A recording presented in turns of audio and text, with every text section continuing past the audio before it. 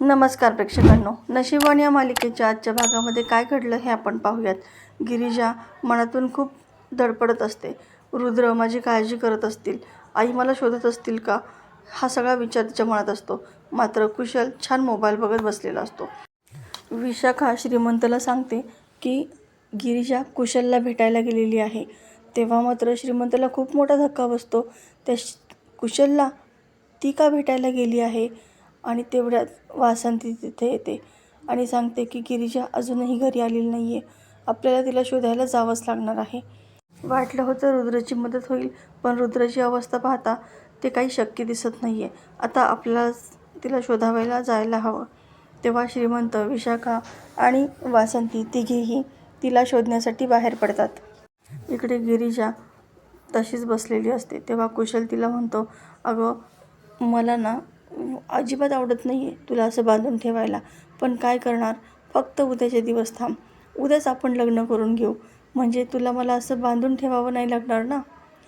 तेव्हा गिरिजा फक्त रडत असते आणि रुद्राची आठवण काढत असते. पण इकडे हे तिघंही तिला शोधण्यासाठी येतात. शोधता शोधता अचानकपणे वासंतीला चक्कर येते आणि ती बेशुद्ध पडते. सगळेजण खूप घाबरून जातात आणि तिला शुद्धीवर आणण्याचा प्रयत्न करतात. अशीच रात्र उलटून जाते आणि दुसऱ्या दिवशी सकाळी नागेश्वर घरी येतो. घरामध्ये एकदम शांतता असते आणि तो चिडचिड करू लागतो. घरातले सगळे नोकर चाकर, आहेत खाऊ कुठं गेले आहेत, का बरं घरामध्ये सगळी स्मशान शांतता पसरलेली आहे, कोणी आहे का. आणि इकडे वासंती पुन्हा गिरिजाला शोधायला चाललेली असते. गिरिजाला हाकही मारत असते आणि ती हाक गिरिजा ऐकते. ती दरवाजासमोर जाऊन काहीतरी हालचाल करण्याचा प्रयत्न करणार, मात्र त्यावेळेस ते तिघेही तिथून निघून गेलेले असतात. आता नागेश्वर उर्वशीकडे येतो आणि तिच्यावरती प्रचंड चिडतो. दीदी, खोटं बोललात तुम्ही आमच्याशी. तेव्हा उर्वशी नाही होऊन पडते आणि मी काहीच खोटं बोलले नाही, देवकीला सगळं माहिती आहे असंच सांगते. तेव्हा नागेश्वर म्हणतो, अहो तुमच्या खोटं बोलण्याचा ना थापा मारण्याचा कंटाळा आला आहे मला. तुम्ही जे काही बोललात ना ते सगळं खोटं होतं. तुम्ही स्वतःचा स्वार्थ साधलात आणि प्रभासने तुम्हाला काहीही सांगितलेलं नसताना तुम्ही स्वतःचा जीव वाचावा आहे म्हणून खोटं बोललात. आता उर्वशी म्हणते, अहो नाही दादासाहेब, मी का खोटं बोलू, म्हणजे प्रभास मरताना माझ्याशी खोटं बोलून गेला. स्वतःच्या सख्ख्या बायकोसोबत तो खोटं बोलला, म्हणजे त्यांनी फसवलं हो दादासाहेब. नागेश्वर म्हणतो, त्याने तुम्हाला हे काही सांगितलं, त्याचा पुरावा आहे का तुमच्याकडे. उर्वशी कांगावा करू लागते, माझ्याकडे पुरावा मागणार का. नागेश्वर म्हणतो, अहो तुम्हाला आम्ही चांगलंच ओळखून आहे, त्याच्यामुळे पुरावा नाही आहे ना तुमच्याकडे, मग कसा मी विश्वास ठेवणार तुमच्यावरती.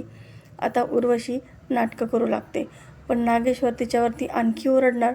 तितक्यात नागेश्वर रुद्रचा आवाज ऐकतो आणि रुद्र तेव्हा किचनमध्ये आलेला असतो. तो नशेमध्ये दारूची बाटली मागत असतो. नागेश्वर रागावूनच म्हणतो की यांना एवढी दारू कोणी पाजली. तेव्हा वासंती उर्वशीचं नाव घेते आणि नागेश्वर तिच्यावरती प्रचंड चिडतो. दीदी काय केलं तुम्ही हे. पण रुद्रची अवस्था पाहता तो जास्त काही तिला ओरडतच नाही. रुद्र म्हणत असतो, गिरिजांनी मला डिवोर्स पेपर का दिले, माझ्यासमोर येऊन नाही दिले, पाठवले मला, त्यांना इतकाच माझा कंटाळा आला होता का. मी त्यांच्यावरती इतकं प्रेम केलं आणि त्यांनी काय केलं, मला धोका दिला. आता ते सगळं नशेमध्ये बोलत असतो. तेव्हा नागेश्वर म्हणतो, यांना त्यांच्या खोलीमध्ये घेऊन जा आणि उर्वशीची चांगलीच खरडपट्टी काढतो. काय केलं तुम्ही हे, आम्ही 4 दिवस काही नव्हतो इथे, तर तुम्ही घराचा पार विस्कट केलात की. आता उर्वशी आणि वासंती दोघींमध्ये चांगलीच वाद पेटतात. उर्वशी आणि वासंती दोघीही एकमेकांवरती आरोप करू लागतात. मात्र उर्वशीचे आरोप हे सगळे खोटेच असतात, बिनबुडाचे असतात. मात्र वासंती जीव तोडून नागेश्वरला सांगत असते की यांनीच हे सगळं घडून आणलं आहे. गिरिजाला घटस्फोट देण्यासाठी पेपर्सही यांनीच तयार करून आणलेत आणि उर्वशी हे सगळं मी केलं नाही असं सांगत असते. या दोघींच्या भांडणामध्ये नागेश्वरचं मधल्यामध्ये पोपट झालेला असतो. कोणाची बाजू घ्यावी आणि काय ऐकावं त्याला काहीच कळत नाही. शेवटी ओरडूनच तो म्हणतो की गप्प बसा तुम्ही दोघीही. आणि मग दोघीही तिथून निघून जातात आणि हा मात्र डोक्याला हात लावून बसतो. आता इकडे कुशल गिरिजासाठी चहा घेऊन येतो आणि तिला म्हणतो की खाण्यापिण्याची सोय तर आता मला तुझी बघावी लागेल ना, कारण आज आपलं लग्न आहे आणि तू कशी फ्रेश दिसायला हवीस ना. गिरिजा म्हणते, अरे कुशल, पण माझं तुझ्यावरती अजिबात प्रेम नाही आहे, तरीसुद्धा तू माझ्याशी लग्न करतो आहेस, मग तुला काही वाटत नाही का?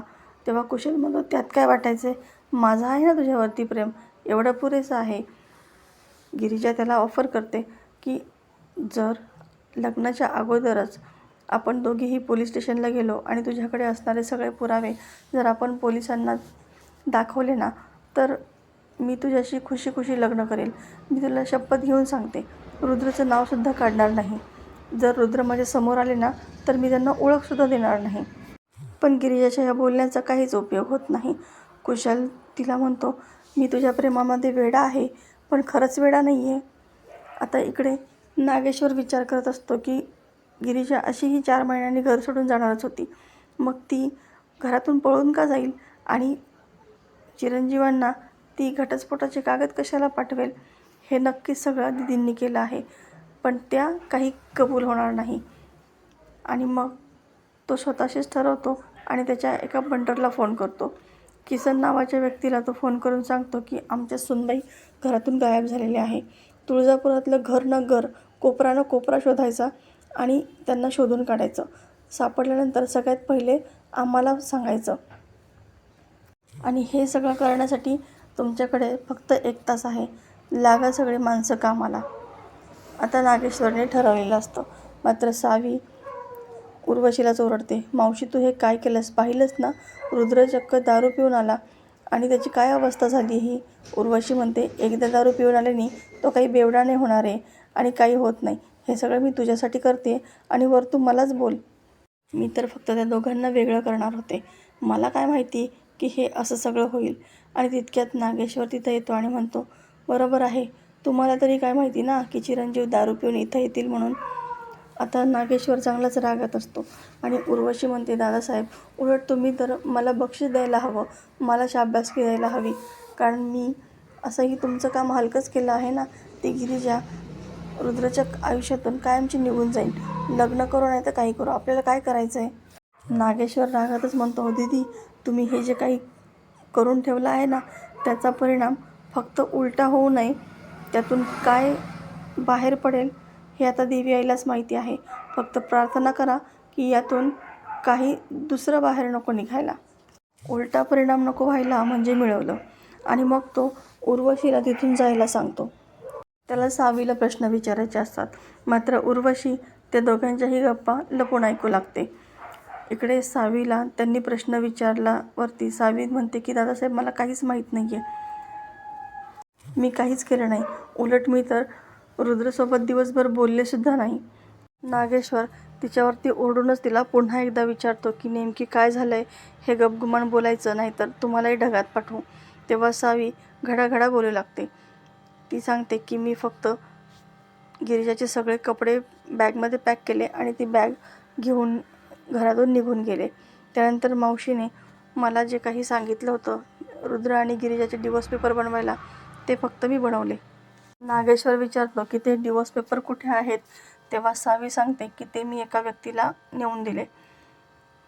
तो व्यक्ती कोण होता मला नाही माहिती. नागेश्वर त्या व्यक्तीचं वर्णन विचारतो आणि सावीला जसं आठवेल तसं ती वर्णन करून नागेश्वरला सांगते. उर्वशी इकडे चांगलीच घाबरलेली असते आणि मनात विचार करते की दादासाहेबांनी त्यांची माणसं गिरिजाच्या पाठीमागे लावलीसुद्धा असतील. काही थोडा वेळच फक्त दम काढायचा आहे. एकदा का कुशलचं आणि गिरिजाचं लग्न झालं तर मग कोणीच काही करू शकणार नाही. इकडे नागेश्वरची माणसं गिरिजाचा फोटो दाखवून अख्ख्या गावामध्ये तिची चौकशी करत असतात. विशाखा श्रीमंतला सांगते की खरं कारण तुम्हाला माहितीच नाही आणि उगा माझ्या पाठीमागे गावभर हिंडताय का त्यांना शोधत. अहो, त्या कुशलकडे दत्तू काकांचा खून कोणी केला याचे पुरावे आहेत, म्हणून तर ती गिरिजा त्या कुशलला भेटायला गेली होती आणि त्यानेच तिला किडनॅप करून ठेवलेलं आहे. आता श्रीमंतला हे ऐकून धक्काच बसतो, मात्र नागेश्वरच्या गुंडांनी हे सगळं ऐकलेलं असतं. तो लगेच नागेश्वरला कॉल करून सगळा प्रकार सांगतो.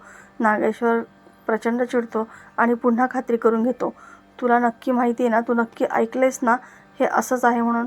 तेव्हा तो किसन सांगतो की हो, मी स्वतःच्या कानांनी ऐकले. तो श्रीमंत आणि विशाखा दोघेही बोलत होते. आता नागेश्वर चांगलाच चिडलेला असतो, पण इकडे सावीचं मात्र दुसरंच चालू असतं. रुद्र झोपेत असताना ती त्याच्याशी बोलत असते. रुद्र, माझं तुझ्यावरती खूप प्रेम आहे आणि तुला माझ्या प्रेमाची अजिबात कदर नाही आहे. का वागतोस तू माझ्यासोबत असं? पण काही झालं तरीसुद्धा मी तुला मिळवणारच. तू मला माझ्या आयुष्यामध्ये हवा आहेस आणि ते सुद्धा आयुष्यभरासाठी. ही सावी प्रधान आजपर्यंत जी गोष्ट तिला हवी आहे ना, ती मिळवल्याशिवाय शांत बसत नाही. मावशीने असंही तुम्हा दोघांना वेगळं केलंच आहे, पण आता यातून मी माझा डाव साधणार आहे. आणि ती त्या सगळ्या परिस्थितीचा फायदा घेऊन रुद्राचा हात स्वतःच्या गालावरती ठेवून दोघांचेही फोटो काढते. आता हे फोटो खरं तर तिला गिरिजाला दाखवायचे असतात, जेणेकरून गिरिजाचा विश्वास बसेल की खरंच रुद्रला ती त्याच्या आयुष्यामध्ये नको आहे. तर प्रेक्षकांनो, येणारे भाग अतिशय रंजक आपल्याला पाहायला मिळणार आहेत. अशाच मालिकेच्या नवनवीन व्हिडिओ अपडेटसाठी चॅनलला सबस्क्राईब करा. नोटिफिकेशनसाठी बेल आयकॉन अवश्य दाबा. व्हिडिओ पाहिल्याबद्दल धन्यवाद.